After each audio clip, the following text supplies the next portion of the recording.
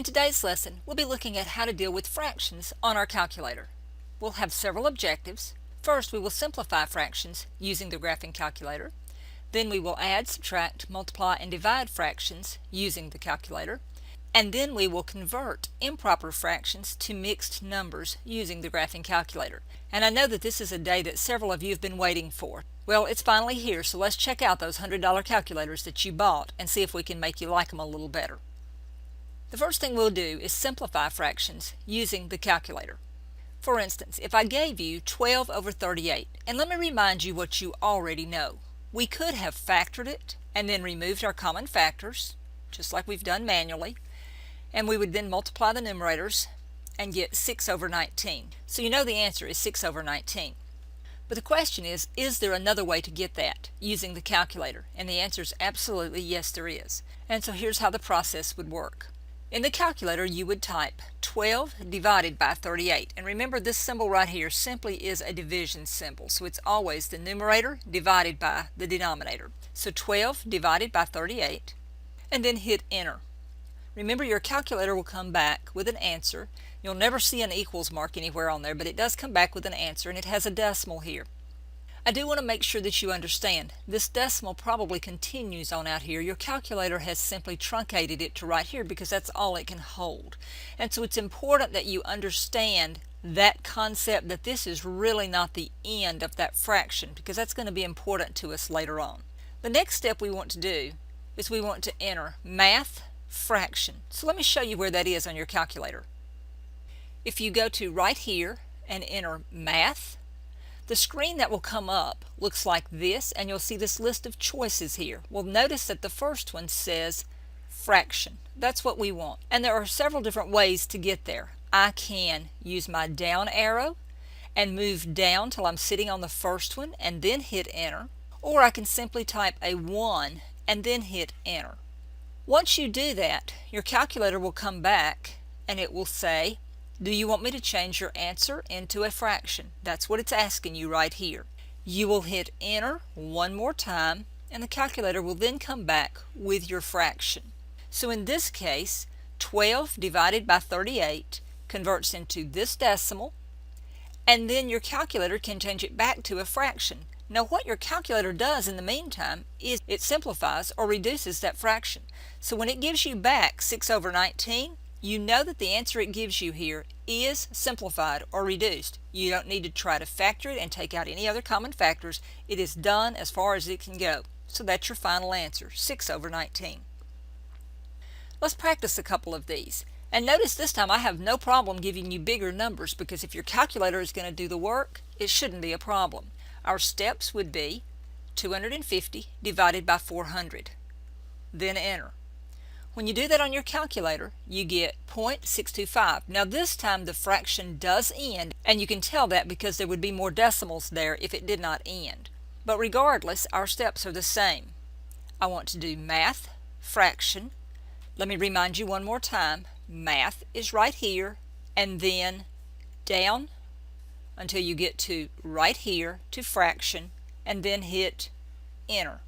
When you hit enter, it will say answer to fraction, and it's basically like it's asking, is that what you want it to do?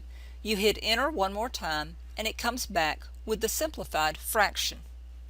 So your final answer here would be 5 over 8. Calculator doing all of the work, you doing nothing but pushing the right buttons. I do want to remind you, however, your calculator is only as good as the operator that is holding it in their hands. So please make sure that you know these steps and watch them carefully if you're going to become dependent on your calculator. What we want to do now is we want to do some addition, subtraction, multiplication, and division using the calculator. I'm a firm believer that every person who wants to walk out of MTSU with a college degree ought to be able to do the steps that we've been doing manually for some basic problems. The numbers we've been using have not been very large, and I think you all should be able to do those. However, in real life, numbers are not always that small, and so we do want to know how to do this with our calculator as well. So let's look at some examples. If I want to add 2 over 7 plus 1 over 21, now you remember that if I were going to add this manually, I would be required to get a common denominator, and then I would add my numerators and simplify if I could. Well, instead of doing all that, we're going to allow our calculator to do that for us. So here's what we're going to type. We're going to enter our 2 divided by 7 right here, and please notice that each fraction will be included in a set of parentheses. You want to get in the habit of doing this every time. The reason is that there are some times that our fractions do not come out okay if they are not in parentheses. The calculator will follow order of operations the best it can. So if you want to make sure that you don't make an error there, just go ahead and put all of your fractions in parentheses, and then you should be okay. So I will type open parentheses 2 divided by 7 close parentheses plus open parentheses 1 divided by 21 close parentheses. Hit enter and we get the decimal that you see on the screen. We then simply do the steps that we've already talked about, math fraction, and that will change that decimal back into a fraction of 1/3. So our final answer for 2 over 7 plus 1 over 21 is equal to 1/3. You did not have to get a common denominator. You did not have to simplify it at the end. The calculator did every bit of that for you. Let's look at some more problems. This time I have 21 over 47 minus 19 over 21. And I'm going to be real honest with you. Looking at that one and thinking, gosh, I don't want to have to get a common denominator. This is when I'm glad I can pick up my calculator. The steps for typing this in would be open parentheses 21 divided by 47, close parentheses, minus, open parentheses 19 divided by 21, close parentheses. When I do the subtraction by hitting the enter key, I get the decimal, and once again I want to make sure you recognize there's more of that decimal out here, you're just not seeing any more of it.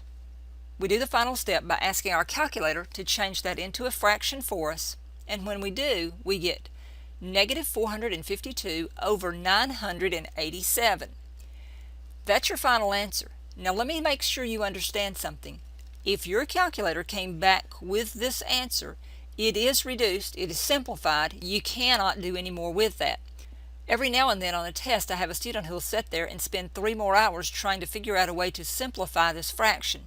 Cannot be done, or your calculator would have done it for you. So your final answer is negative 452 over 987. Now once you get those steps nailed down, it's really not a hard process to do that. So what I would ask you to do now is do these 3 problems on your calculator just to kind of seal those steps in your mind. Pause the video, then come back and check your answers. Okay, we're back now and we have 7 divided by 47 times 11 over 21. This time, notice I still have the fractions in parentheses. My decimal is 0.0780141, and remember it's going to keep going out here. We want to change that answer into a fraction, so we do math fraction, and we get 11 over 141. It is reduced and you are good to go. Your next one is 7 over 15 divided by 14 over 33. Let me remind you, if you were doing this manually, you would have to multiply by the reciprocal, factor, remove common factors. Calculator does all of that for you, and we get 7 divided by 15 divided by, open parentheses, 14 divided by 33, close your parentheses. Answer is 1.1. When I'm dealing with a problem that has fractions in it, I want my final answer to be in fraction form, so I want to change this back to a fraction by doing math fraction, and I get 11 over 10. Final answer. And the last one I have is 17 over 25 plus 14 over 35. Once again, notice that I have entered my fractions in parentheses. I get a decimal. I use the math fraction to change that back to a fraction for me, and my final answer here is 27 over 25. If you missed one of these, the most likely one to have missed is this one right here, and the reason is because if you do not put these in parentheses, you get it wrong. Calculator would follow order of operations, which would say do division in order from left to right, so it would do 7 divided by 15. What it got, it would divide by 14, and what it got, it would divide by 33. And that is not the correct order for the operations to be done. It should be these two are divided, these two are divided, and then this division takes place. So in case you're wondering why the parentheses are important, that's the reason. And if you missed that one, go back in, put your parentheses in, and you should be fine. Now what I want to look at is how in the world do we convert improper fractions to mixed numbers using the calculator. So let's start with an improper fraction, 57 over 47. And let me remind you how we would do this manually. we would say how many times does 47 go into 57, and I would say 1. I would then do the 1 times 47, I get 47. When I subtract here, I get 10. So my final answer would be 1 and 10 over 47. Now, let's go through how you would do that on your calculator. I still do the same division, 57 divided by 47, and I get 1 and then some decimal out here. Now the question is, I know that the 1 is the same 1 that I have right here. The question is, how do I change this decimal to this fraction? Well, let me remind you, we can use our calculator to do that, but the problem is if you do math fraction right here, that 1 is still part of it, and so your calculator will change it right back to 57 over 47. So what we need to do is subtract the whole number part and then change the decimal that's left to a fraction. So on your calculator right there, do minus 1. And the magic in this number right here is it has to be whatever that is. So if your whole number had been 10, you would have subtracted 10. What I want is the decimal part of the number to be left without the whole number part. It's important that you do it by simply subtracting here, not typing in this number, because remember I keep telling you this number continues on out further. If you try to type in the number, then you won't get it right. Let me just show you here something that happened. When you subtracted the 1, your calculator had more screen here to show you, and did you notice it picked up the 4 that you didn't see right here? It was there, it's just truncated right here, so it's still there, and there are still other things out here. So the way you get the decimal to be accurate is you subtract the whole number. Once you have that decimal, then simply use your calculator to change your answer to a fraction, and so you do your math fraction and you end up with 10 over 47. Now remember, right here you know what the whole number part's going to be. You can already write it down if you want to, and then right here's where you get the decimal from, 10 over 47. Let's try another one of those just to make sure you're with me. Notice this time I'm not going to do it manually. This is much bigger and much uglier. So I'm going to pick up my calculator and I'm going to do 852 divided by 21. Now at this point you should recognize that that number right there is going to be what's going to belong right here. The question is, I need to get the rest of this decimal into fraction form.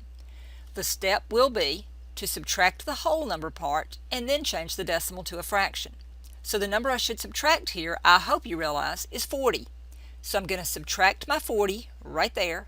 Notice I picked up 2 more decimal places out here that you didn't see before, but they really were there. Then I can change my answer to a fraction and I get 4 over 7. So now my final answer will be 40 and 4/7. The 40 from right here and the 4/7 from right here.